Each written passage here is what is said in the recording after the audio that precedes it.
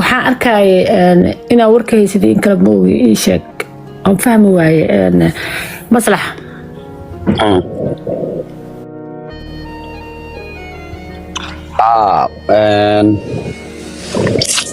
والله بالله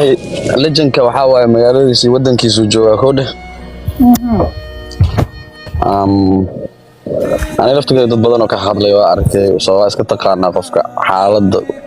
baa dadka uga faa'iideystaan views iyo inay mataqaanaa wax ku raasaan bay uga hadlaan ma fahantay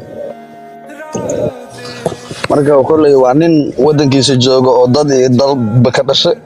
soo dadkan ka hadlayo dad dhaqan xun